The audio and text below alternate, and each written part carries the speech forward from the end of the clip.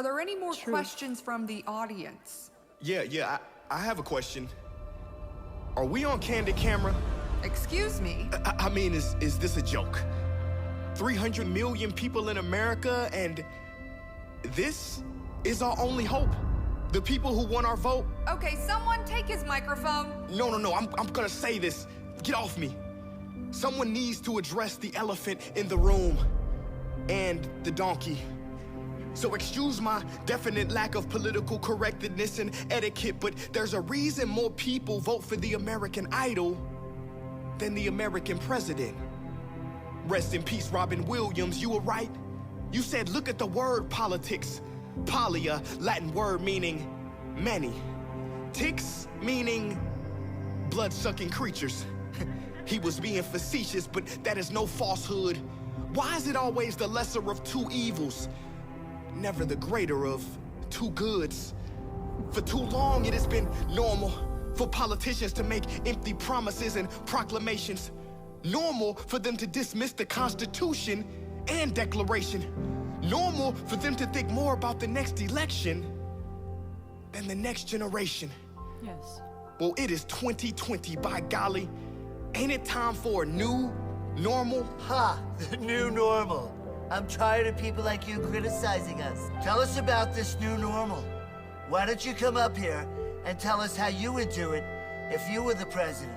Me? Duh. Watch this, Sleepy Joe. Shut up, man. Well, first thing I would do if I was president is quit.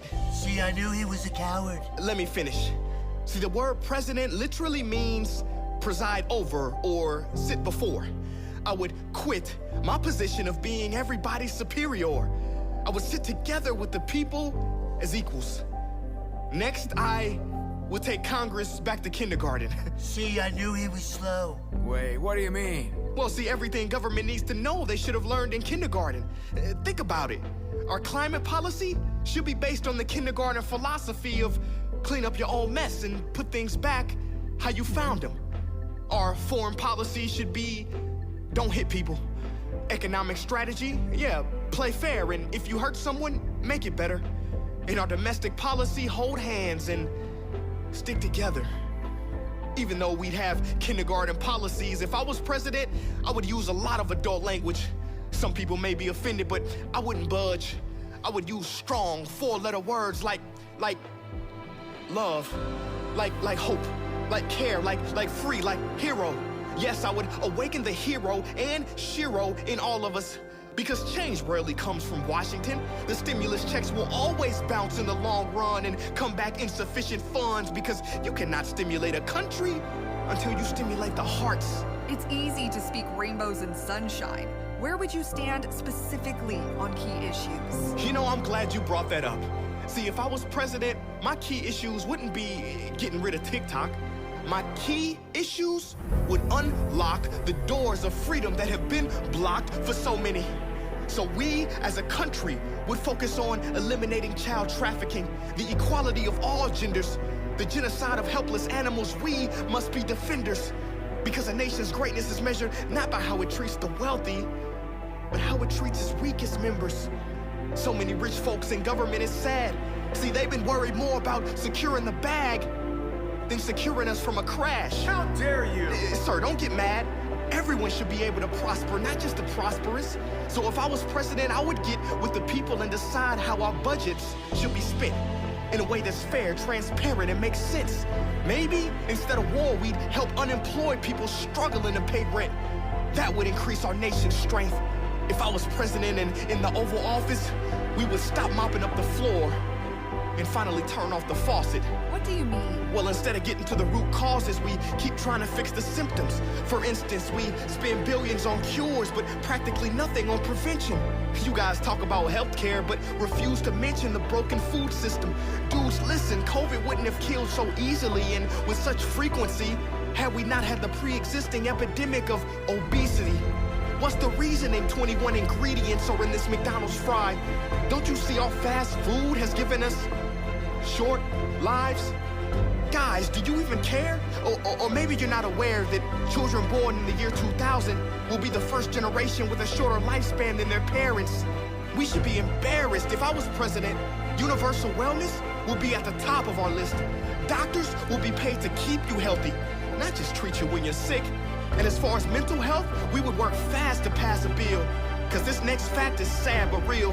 Did you know more soldiers die from suicide when they come home compared to those killed on the battlefield?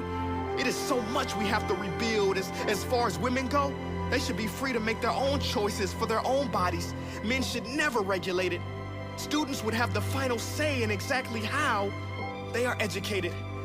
Basically, what I'm saying is, to solve problems, everyone's voice should be heard.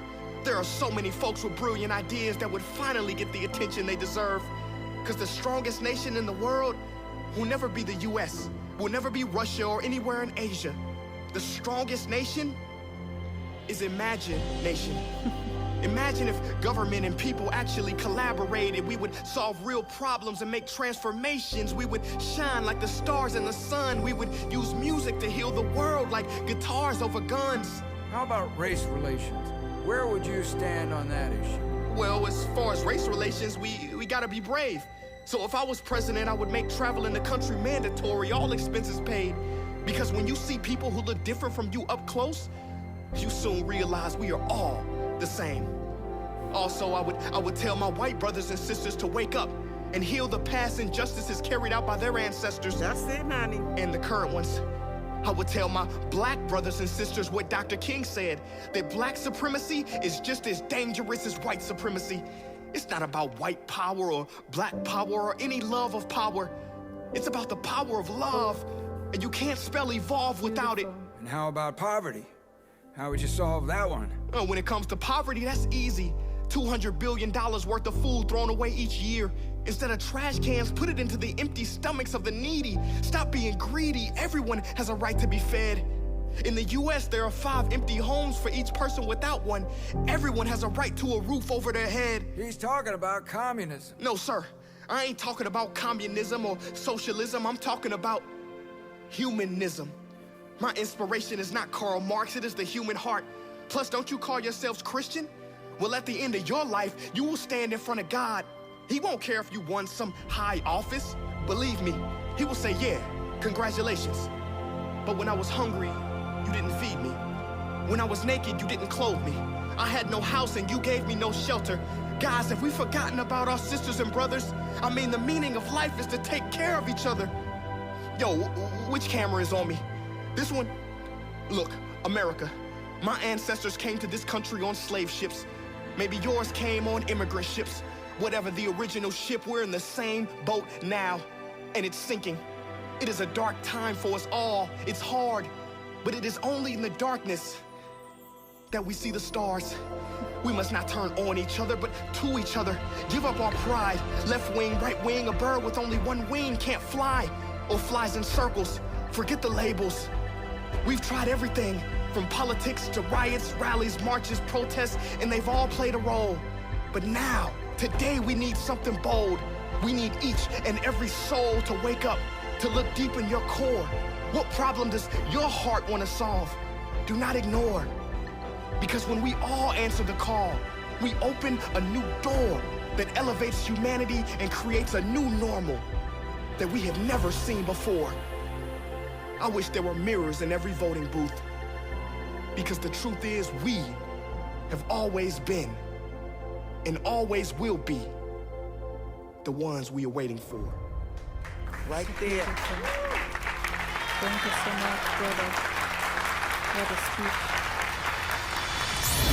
speech. Guys, listen, don't click off yet. I want to say this. It's not about America. It's not about any country. Countries are artificial lines drawn on a man-made map. There's one world, and it is up to us to come together and bring this world to where it needs to be. I know it can seem hopeless at times, but it isn't. Speak up, use your voice, vote. And despite what you may see on TV, there are people doing good.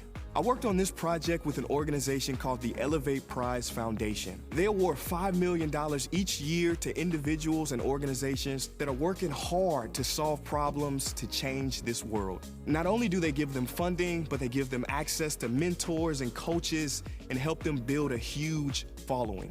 This year, they have selected 10 winners They are amazing people, amazing heroes.